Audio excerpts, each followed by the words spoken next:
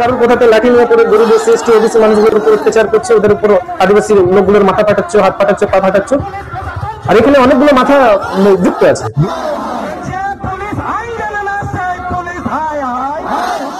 নমস্কার, আমি নয়ন, আপনারা দেখছেন এমএন বার্তা বাংলা। জাতিসত্তার লড়াইয়ে পুরুলিয়ার বাঘকে আপনারা চেনেন, কিন্তু জাতিসত্তার লড়াইয়ে পশ্চিম বর্ধমানের বাঘকে কি আপনারা চেনেন? আমি কথা বলছি কিন্তু সেই একজন লড়াকু যুব নেতা, যিনি পশ্চিমবঙ্গ বাউরি সমাজ শিক্ষা সমিতির রাজ্য সভাপতি সুমন্ত বাউরি। ওনার কাছ থেকে আমি জানার চেষ্টা করব, কিছুদিন আগে একটা ঘটনা ঘটেছিল বারাবণী বিধানসভার চরণপুর গ্রামে, যেখানে একটা কোল মাইন্সকে ঘিরে একটা দ্বন্দ্ব দেখা দিয়েছিল এবং সেখানে বিবাদ সৃষ্টি হয়েছিল। এবং সেই বিবাদ কেন বা কি কারণে হয়েছিল আমি সরাসরি জানার চেষ্টা করব সুমন্ত বাবুর কাছ থেকে। আচ্ছা সুমন্ত বাবু, আপনি এটা বলুন, এই যে চরণপুরে একটা ঝামেলা দীর্ঘদিন ধরে দেখা যাচ্ছে, আমি কিছুদিন আগে সেটা দেখিয়েছিলাম, তো শোনা যাচ্ছে যে সেই মুভমেন্টে আপনি জড়িত রয়েছেন, সেটা আপনিই লড়ছেন, তো এখানে আসল সমস্যাটা কি? সমস্যাটা আজকে আমাদের যে পশ্চিম বর্ধমান আছে, আপনারা জানেন যে বিস্তীর্ণ এটা কয়লাঞ্চল বা কয়লা খনিতে ভর্তি একটা জায়গা, এবং সেখানে আমরা বিভিন্ন জায়গায় দেখতে পাচ্ছি যে বিশেষ করে কয়লা খনি বেসরকারীকরণ হওয়ার পর কিংবা এফডিআই আসার পর, গ্লোবালাইজেশনের গেট চুক্তির ফলে বিভিন্ন জায়গায় কিন্তু যে কোল ব্লকগুলো আছে, সেই কোল ব্লকগুলো কিন্তু প্রাইভেট মালিকদের হাতে চলে যাচ্ছে। আমরা ব্রিটিশদের টাইমে একসময় দেখেছিলাম যে কিভাবে ইউপি বিহার থেকে লাঠিয়াল এনে পরে লাঠির জোরে এখানে কিন্তু কোল মাইন্স চালিয়েছে।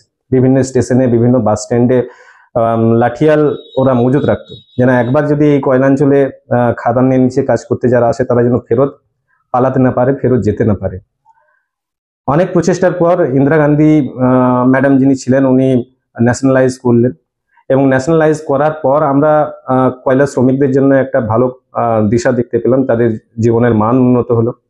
এখানকার মানুষেরা যারা আছে, সরকারি যে প্রকল্প আছে, সরকারি রেভিনিউর ফলে ভালো রকমের ডেভেলপমেন্ট এখানে হচ্ছিল। এখন বর্তমানে যা অবস্থা, আবার কিন্তু ব্রিটিশ আমলের যে কয়লা উত্তোলন ব্যবস্থা, যে লাঠিয়াল ব্যবস্থা, সেটা কিন্তু পুনরায় ফিরে আসছে। যেহেতু বিভিন্ন যে প্রাইভেট মালিক আছে যারা কোল ব্লকগুলো কিনেছে, এবং তার সাথে ট্রান্সপোর্টের যে এজেন্সিগুলো আছে, কন্ট্রাক্টর আছে, পেটি কন্ট্রাক্টর আছে, বড় রকমের টাকা এরা কিছু পলিটিশিয়ানকে দিয়ে, বড় রকমের চাঁদা কিছু ক্লাবকে দিয়ে মানুষদের উপর কিন্তু অত্যাচার আরম্ভ করেছে। মানুষ যখন প্রতিবাদ করছে যে 7 পুরুষ ধরে আমরা এই জায়গায় আছি, আমরা কিন্তু এই জায়গা ছাড়বো না, এবং যদি আমাদেরকে জায়গা ছাড়তে হয়, জায়গার বদলে জায়গা আমাদেরকে বাসস্থান হিসেবে দিতে হবে, এবং বাড়ি করার জন্য উপযুক্ত কম্পেনসেশন দিতে হবে।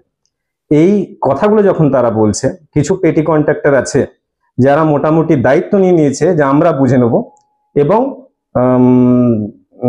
আমাদেরকে একটা ঠিকা দিয়ে দাও, আমরা এদেরকে মেরে ধরে হোক, সরিয়ে হোক, কোনো রকমে এই জায়গাটা খালি করে দেবো। এটার বিরুদ্ধে কিন্তু শুধু হাত তোলা না, আমরা কিন্দাতে লড়াই করছি, হরিশপুরে লড়াই করছি, এবং যেখানে যেখানে এই বুর্জোয়াতন্ত্র মজবুত হচ্ছে, এই ক্যাপিটালিস্টরা যারা আছে তারা কিন্তু টাকার বিনিময়ে মানুষের উপর শোষণ করছে, আমরা কিন্তু লড়াই করছি। হাত তোলা সেটারই একটা উদাহরণ। সেখানে বাসিন্দারা জানাচ্ছে যে তারা এসিএল এর জমিতে বসবাস করতো, আপনি এই কথা কি বলবেন? আমাদের মুভমেন্ট আরম্ভ হওয়ার পর আপনি যদি খবর নেন, আমাদের কাছেও পেপার ডকুমেন্টস আছে, ইসিএল 3টে এভিকশন নোটিশ করলো।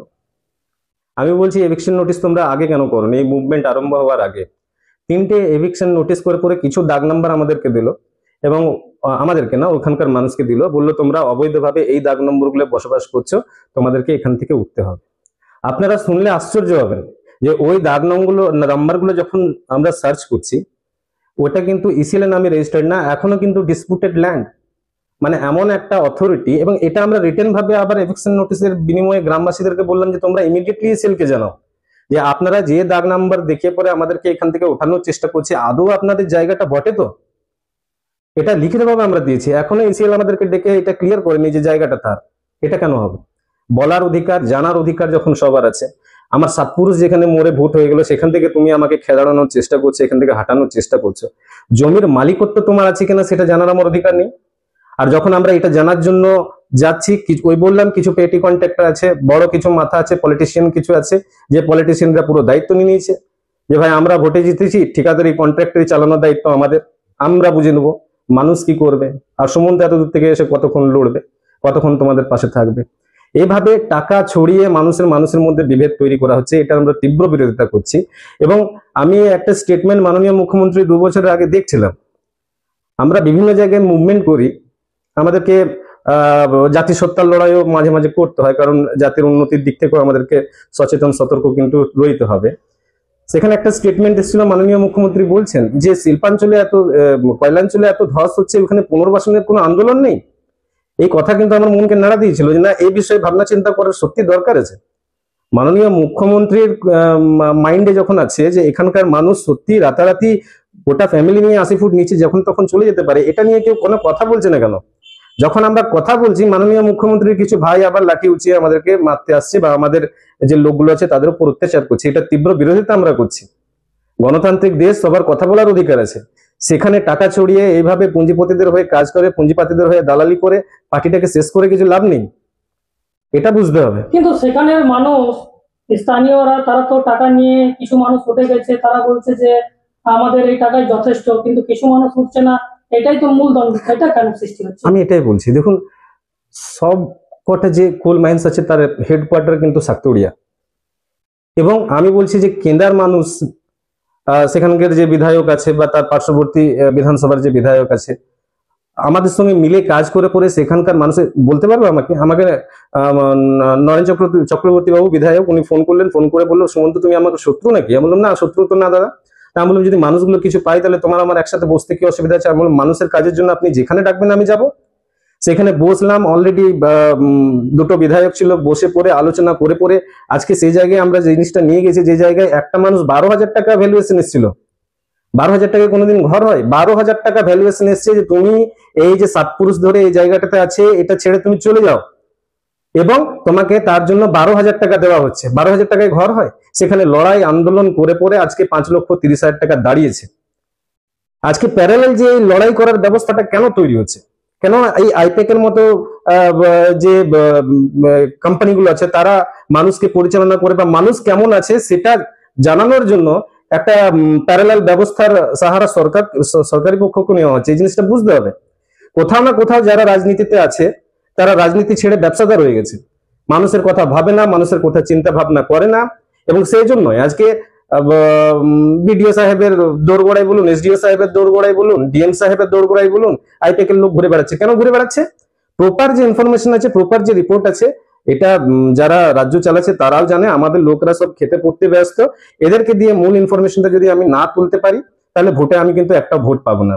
এই জন্য এই প্যারালাল ব্যবস্থা শুধু আমরা তৈরি করিনি যে লড়াই আন্দোলনের জন্য আজকে সিটু করছে না, এআইটিউসি করছে না, এতগুলো ট্রেড ইউনিয়ন আছে, কে শ্রমিকদের কথা বলে? ইসিএল এর যে পার্সোনাল ডিপার্টমেন্ট আছে, পার্সোনাল ম্যানেজার যাকে বলা হয়, কোন শ্রমিকদের কথা বলেছে? শ্রমিকদের জন্য কোনোদিন একটা ম্যানেজার এজেন্টের সঙ্গে লড়াই করেছে? করে না। এগুলো চোখ দেখানি একটা জিনিস। লোক মানুষ তো বলছে যে সুমন্ত বাউরি এগুলো করছে, এগুলো এই সামনে ইলেকশন আসছে, টিকিট নেওয়ার জন্য এইসব করছে মানুষকে নিয়ে। আমি যদি ভালো কাজ করবো, টিকিট পাই, যদি ভোটে জিতে, তো কি অসুবিধা আছে? মানুষের ভালো কাজ হবে, অসুবিধাটা কোথায়? আর আমি যখন প্রপোজাল তাদেরকে দিই, আমি বলি যে তোমাদের এটা ভয় নেই যে সুমন্ত এসে বারাবণীতে দাঁড়াবে? ভাই, লড়াইটা আমরা করছি, তোমরা তো পারোনি, কাজটা তো তোমাদের। আমি যদি কেন্দ্রাতে দাঁড়িয়ে পরে বলতে পারি যে 12,000 টাকা পাবে না, 12,000 টাকায় ঘর হয় না, ওইটাকে 5.5 লাখ করতে হবে, 6 লাখ করতে হবে, তুমি কেন বারাবণীতে বলছো না যে হ্যাঁ ভাই, যাদের 26 লাখ 1 লাখ টাকা ভ্যালুয়েশন আসছে, যদি ওরা ওইটাকে যদি 5 লাখ 6 লাখ যদি কেন্দ্রার মানুষ হেডকোয়ার্টার থেকে ওই একই কোম্পানির কাছ থেকে এত টাকা পেতে পারে, তবে বারাবণীর লোক কেন পাবে না? জামবাদের লোক কেন পাবে না? যেখানে যেখানে ধস এলাকা আছে সেখানকার মানুষ পুনর্বাসন হিসেবে সেম প্যাকেজ কেন পাবে না? বারাবণীর একটা বাজারে যে আলু পেঁয়াজের রেট, সেটা কি হরিপুর বাজারে কম না বেশি? সেই জিনিসগুলো আপনাকে বুঝতে হবে। যখন একটাই অর্থনীতি পুরো জেলা জুড়ে আছে, তা একটা অর্থনীতি হিসেবে পুরো জায়গাটাই তো একটা প্যাকেজ হবে। কেন এক জায়গাতে 2 লাখ পাবে, কেন এক জায়গাতে 6 লাখ আমরা যে লড়াই করছি? আর আমি বলছি এই প্রপোজাল গুলো আমরা কেন পাঠাবো ভাই? এগুলো কাজগুলো তোমাদের। আমি বারাবণীতে ইলেকশন লড়ি না লড়ি ডাজেন্ট ম্যাটার, এটা কোনো ম্যাটার করে না। কিন্তু ব্যাপারটা হয়ে গেল মানুষের জন্য যখন আওয়াজ তুলছি, এই আওয়াজ তোলার দায়িত্বটা কার? আমার। আমি ভোট পেয়েছি মানুষের কাছে, আমি ভোট পেয়ে পরে বলেছি যে হ্যাঁ আমি তোমাদের জন্য কাজ করবো, এই কাজগুলো আমার তো না। তাহলে প্যারালাল একটা সংগঠন তৈরি করে পরে তোমাদের বিরুদ্ধে লড়তে আমাকে কেন হচ্ছে? মাঝে তোমরা আছো বলে। আজ লড়াইটা কাদের বিরুদ্ধে? আজ লড়াই আজকে ভাই যদি পয়সা পাওয়া যায়, তো পয়সা কে পাবে ভাই? গরিব মানুষগুলো। পয়সা দিবে কে ভাই? ইসিএল দিবে। তো ভাই আমি তুমি কোথায় থেকে মাঝে আসছি এবং আসতে কেন হচ্ছে? আমি তো এটাই বুঝতে পারছি না। তোমরা মাঝে আসবে কোনো ভাই পেটি কন্ট্রাক্টর? তুমি ছেড়ে দাও না, এসিএল এর সঙ্গে আমরা বুঝে নেবো। এসিএল তো পরিষ্কার, আপনাকে কাগজ আমি দিয়ে দেবো পরিষ্কার, আপনি এটা কিন্তু চ্যানেল দেখাবেন। इसीलिए जो जीएम साहब আছেন, जीएम साहब বলছে गरीब आदमी अगर 2 पैसा मिल जाएगा तो सुन तो हमको क्या है। এবং উনি মিনিটসে অলরেডি লিখে দিয়েছে যে হ্যাঁ আটটোলার মানুষকে 6 লাখ টাকার প্রপোজাল আমি কিন্তু হেডকোয়ার্টারে পাঠাচ্ছি। হেডকোয়ার্টার থেকে 6 লাখ টাকা অ্যালট হলে ওই মানুষ, গরিব মানুষ 6 লাখ টাকা পাবে। অন ক্যামেরা আমি বলছি, এগুলো অন ক্যামেরা বলছি এবং রিটেন ডকুমেন্টস আমার কাছে আছে বলে আমি বলছি। তো আমি বলছি যে ভাই টাকা দেবে সে যদি 6 লাখ টাকা এক একটা ফ্যামিলিকে দিতে রাজি থাকে, ভাই তোমার কি অসুবিধা? তোমার কি অসুবিধা? তুমি কেন ভাই কারোর কথাতে লাঠি নিয়ে পড়ে গরিব এসসি এসটি ওবিসি মানুষগুলোর উপর অত্যাচার করছো, ওদের উপর আদিবাসী লোকগুলোর মাথা ফাটাচ্ছ, হাত ফাটাচ্ছ, পা ফাটাচ্ছ? আর এখানে অনেকগুলো মাথা যুক্ত আছে। বিএনএস 109 আমি যখন বললাম, ওইখানকার এসিপি সাহেব এসেছিলেন, এসিপি সাহেবকে যখন জিজ্ঞেস করলাম এসিপি ম্যাডাম বলুন, এরা যে কেস করতে গেছিল 2 দিন সরকারি হাসপাতালে ভর্তি ছিল, তো আপনি 109 অ্যাটেম্পটারে একটা কেস করতে পারলেন না? আপনার কাকে ভয়? আর আপনি কাকে ভয় করছেন? এই গরিব মানুষগুলোর পাশে আপনি দাঁড়াবেন না? ডিউটি আমারও আছে, আমিও সরকারি চাকরি করি, তা বলে মাথাটা বিক্রি করে না। মেরুদণ্ড সোজা রাখলে মানুষের জন্য অনেক কাজ করা যায়। ট্রান্সফার হবে, আর পুলিশের কি ভয়? তোমাদের তো 1.5 বছর পর 2 বছর পর এমনি রেগুলার ট্রান্সফার হয়, তোমাদের তো রেগুলার ট্রান্সফার লেগেই থাকে, তোমার আবার ট্রান্সফারের কি ভয়? তুমি যদি মেরুদণ্ডটা সোজা করে কাজ করতে পারো, তো এই মানুষগুলো যেগুলো আছে, মানুষগুলো অন্তত যেখানেই থাক একটা আশীর্বাদ তোমাকে দেবে যে না ওই ম্যাডামের জন্য আমি কিছু একটা পেয়েছি। টাকা পয়সা ধন দৌলত লাইফে অনেক আসবে, অনেক আসবে, অনেক যাবে। ভাই 2 টাকা কিলো চাল দেশের সরকার করে দিয়েছে, যদি 2 টাকা কিলো চাল মার ভাত খেয়ে পড়ো, মানুষের পাশে দাঁড়াতে পারো, জীবনটা সার্থক হবে। হাই টাকা করার জন্য এত মানুষের পাশে না দাঁড়িয়ে যদি পুঁজিপতিদের পাশে দাঁড়ায়, তো এটা ঠিক হচ্ছে না। এগুলো চিন্তা ভাবনা বিবেকও লাগা দরকার অনেক। এসিএল যেহেতু বলছে যে 6 লাখ টাকা করে দেবে, এটা যদি ওনারা আবার না দেয় তাহলে পদক্ষেপ কি নেবেন? অবশ্যই আন্দোলন। দেখুন আমাদের আন্দোলন করা কাজ, মানুষকে জাগানো কাজ, মানুষকে সংঘবদ্ধ করে। আমরা আম্বেদকর সাহেবের ছাত্র এবং আমরা জানি সংগঠনকে, এই সমাজকে পরিবর্তন করার যে 3টে মূল মন্ত্র, শিক্ষিত হও, সংঘবদ্ধ হও, সংগ্রাম করো। আমাদের কাজ মানুষকে সংঘবদ্ধ করে সংগ্রামে নামানো। কে বিধায়ক হবে, কে এমএলএ হবে, কে এমপি হবে, আমাদের দেখার এখন দরকার নেই। আমরা যেখানে লড়াই করার সুযোগ পাবো, গরিব মানুষের পাশে দাঁড়ানোর সুযোগ পাবো, সেই সুযোগ আমরা হাতছাড়া করবো না। এটা আমরা ক্যামেরার সামনে ঘোষণা করছি। তো এখন ওইখানে স্থানীয় বাসিন্দাদের উদ্দেশ্যে আপনি কি বলবেন? দম ধরে থাকতে বলবো। যে লড়াইটা আপনারা 1 বছর ধরে আমাদের সংগঠনের সঙ্গে যুক্ত হওয়ার পর করেছেন, আমি এই খবর পেয়েছি। ওইখানে তো এতগুলো লোকের সামনে যে এসিপি ম্যাডাম ছিলেন, উনি তো বললেন যে ঠিক আছে আমি হেডকোয়ার্টারের সঙ্গে কথাবার্তা বলছি।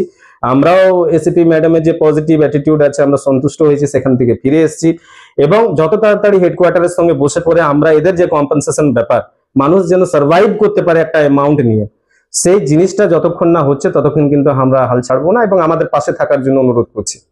ধন্যবাদ।